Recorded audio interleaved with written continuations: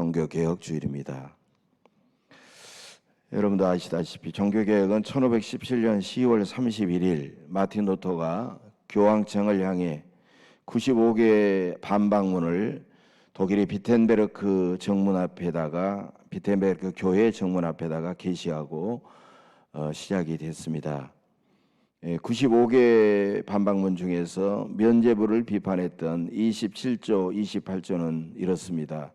27조, 돈이 연복계에 짤랑하고 떨어지는 순간 영혼이 연옥에서 풀려난다고 말하는 사람들은 인간적인 교리를 가르치는 것이다. 28조, 돈이 연복계에 짤랑하고 떨어지면 욕심과 탐욕도 분명히 증가한다.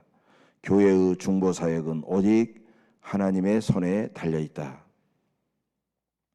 오늘이 종교개혁 주일인데 종교개혁 기념주일이라고 하지 않는 이유가 있습니다. 그것은 종교개혁을 옛날의 사건으로 한번 기념하고 끝나는 행사가 아니라 종교개혁의 목적과 의미와 정신을 우리의 생활 속에서 계속해서 실천하면서 교회를 새롭게 하고 이를 통하여 세상을 새롭게 하는 그런 목적이 있기 때문이죠. 오늘 보면 31절을 보면 예수님은 유대인들에게 너희가 내 말에 거하면 참으로 내 제자가 되고 진리를 알지니 진리가 너희를 자유롭게 하리라고 말씀하셨어요. 유대인들은 율법을 목숨처럼 지켰기 때문에 그들은 진리이신 예수님을 믿을 수가 없었고 영접할 수 없었고 그래서 그들은 죄를 범하고 오히려 죄의 종이 되었던 것입니다. 그래서 예수님이 율법을 새롭게 해석하셔서 유대인들을 강고한 율법주의로부터 해방시키려고 하셨어요. 안식일 논쟁은 그들과의 대표적인 논쟁입니다. 유대인들은 안식일 율법의 글자 그대로 지키려고 했지만 예수님은 안식일의 참된 의미와 정신을 깨우치셨습니다. 즉 인간이 안식일을 위해 있는 것이 아니라 안식일이 인간을 위해 있다는 것입니다. 율법은 글자보다는 그 의미와 정신이 중요하고 율법 그 자체보다는 인간이 중요하고 차별과 정죄와 증오보다는 포용과 용서와 사랑이 더 중요하다는 것입니다. 그래서 예수님은 율법의 핵심인 하나님 사랑과 이웃 사랑을 구체적으로 강조하셨습니다. 유대인들은 율법의 글자와 형식만 지키는 수구 세력이라면 예수님은 율법의 의미와 정신을 깨우치고 강조하신 개혁자이십니다. 그래서 수구는 글자와 형식만 붙들고 그들의 믿음과 삶을 바꾸지 않지만 개혁은 율법의 의미와 정신을 따라 그들의 믿음과 삶을 항상 새롭게 바꿔가는 것입니다. 유럽의 중세 시대에 기독교는 막강한 영향력이 있었지만 교회 지상주의, 절대 교권주의에 빠져 교회 조직과 규모는 엄청났지만 성경의 진리에서 떠나 있었던 것입니다. 교회 지도자들은 극심한 부정부패에 빠져서 면죄부 판매 같은 공로주의를 앞세워 성도들에게 헌금을 강요하고 그래서 막대한 베드로 성당 건축비를 채우려고 했던 것입니다. 교회는 이 땅에 하나님 나라를 세우는 것보다도 교황의 권력을 강화시켜서 이 세상을 지배하는 것이 목적이었습니다. 마틴 루터는 그런 교회를 비판하면서 성경의 진리로 돌아가자고 외쳤습니다. 면죄부 같은 공로주의를 부정하고 믿음으로만 의붓담을 받는다고 했습니다. 성직자 중심의 교회 구조가 아니라 하나님 앞에서 누구나 제사장이라는 만인 사제론을 주장했습니다. 마틴 루터는 그 당시 대단히 어려운 라틴어 성경을 쉬운 독일어로 번역했고 때마침 구텐베르크가 인쇄술을 발명하자 성경을 인쇄해서 유럽의 여러 나라에 보급했습니다. 루터의 종교개혁 운동에 영향을 받은 종교개혁자들이 여기저기에서 나타나서 그들의 교회를 새롭게 하고 사회를 새롭게 하기 시작했던 것입니다.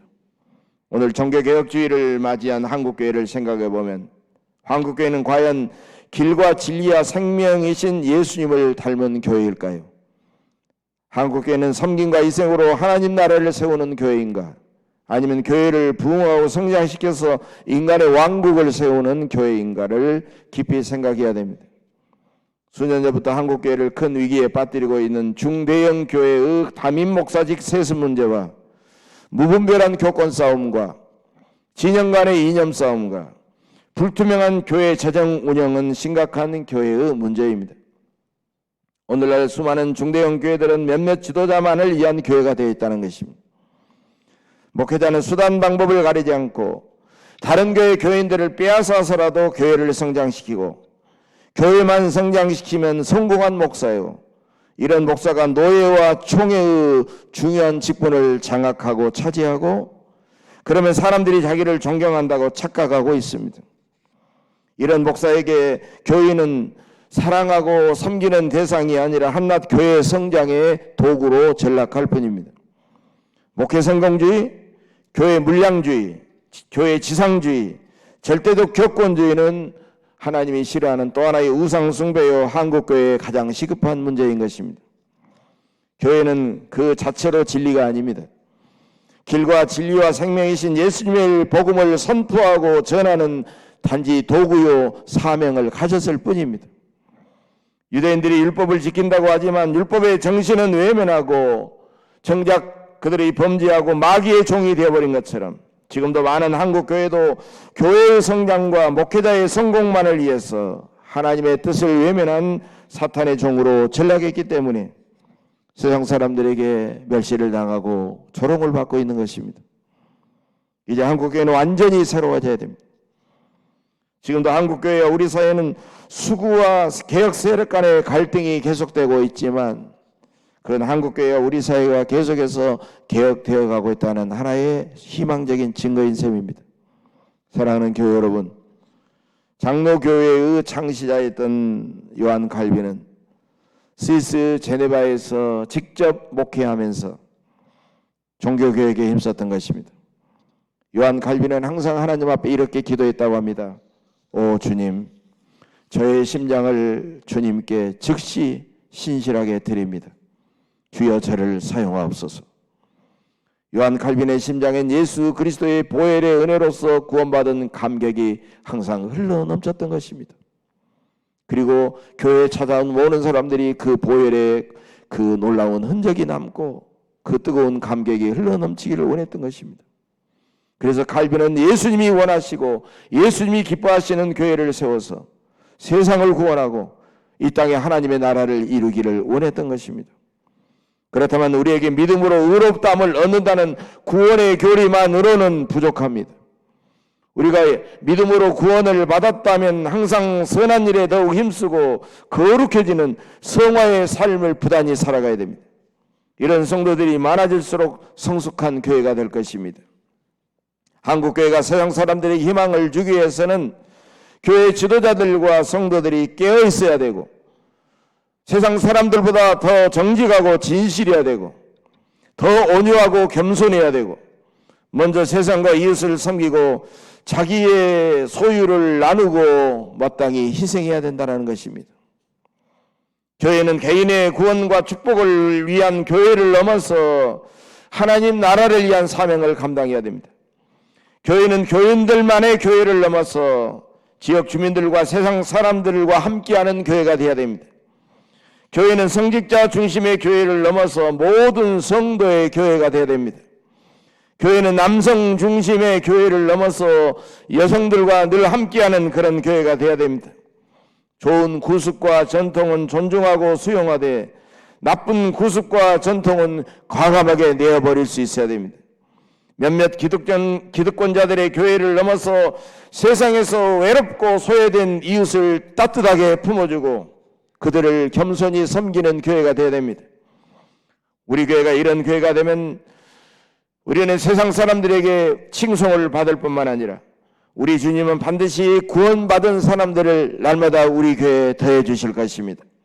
이제 여러분은 형식적인 믿음과 수구적인 삶을 떠나서 주님 앞에서 우리의 믿음과 삶을 늘 새롭게 함으로써 복되고 아름다운 인생을 주 앞에 살면서 교회와 세상을 더욱 새롭게 만들어 가시기를 주의 이름으로 간절히 축복합니다. 기도하겠습니다. 교회와 역사를 늘 창조하시고 다스리시는 거룩하신 아버지 하나님, 오늘 종교개혁주의를 맞이해서 우리의 사명을 새롭게 깨우쳐 주시니 감사합니다. 늘 형식과 타성과 구습에 매여 살았던 저희들을 용서하옵소서. 종교개혁자들의 올바른 믿음과 정신을 본받게 하옵소서. 이 땅의 수많은 교회가 인간의 교회가 아닌 주님의 거룩한 교회가 되게 하옵소서. 우리 교회도 더욱 새로워져서 복음 전파를 위해서 날마다 힘차게 일하게 하옵소서. 예수님의 이름으로 감사하며 기도하옵나이다. 아멘.